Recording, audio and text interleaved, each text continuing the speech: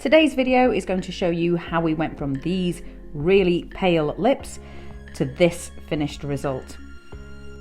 Stunning, eh? Hi, I'm Katie Schofield, and today we're looking at lip blushing pale lips. Now these are my favourite lips to do, as often the client is really conscious of their lip line blending into their face and feels like their lips are smaller than they actually are, so it's a huge transformation. So let's measure up. When measuring, I like to put 2 dots at the top of the cupid's bow and 1 right in the centre to make sure that they're even.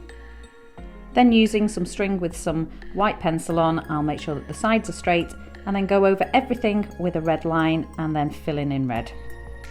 I'll take photos to make sure that the lip is nice and even, and then go around everything with a concealer to make sure that the line really pops.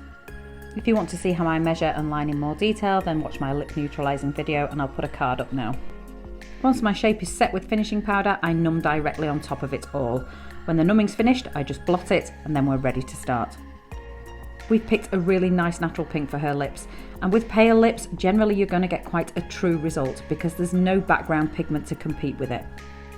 Colours can look different on different lips, and that's down to colour theory. If you need any help with that, I have a free mini course listed in the description.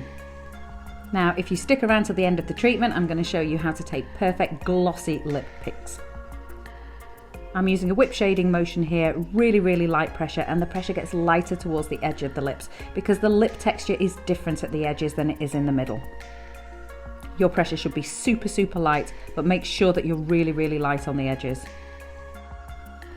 Now we're working into a little bit of a scar here caused by an old piercing that went a little bit wrong, and scar tissue can behave differently. It may hang on to the pigment more and it may need a little bit more at your touch up.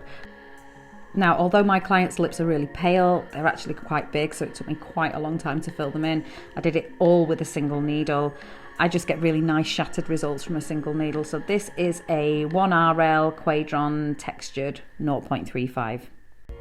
If you want more info on different types of needles, I'll put a card up now for my needle video. So this whole lip blush probably took me about 3 hours, maybe 3.5. That's including all the measuring as well, just because they were quite large lips to fill in.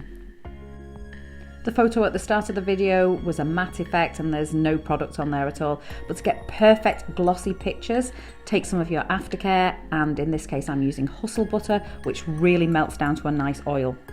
Just really carefully using a Q-tip, just push that product right to the very edge of your work and it's going to give you a perfect glossy pick. The more precise you are with this, the better the outcome. I hope you enjoyed that transformation. For a day-by-day lip blush healing guide and to see what really happened on my own lip blushing treatment, then click this video now and I'll see you soon.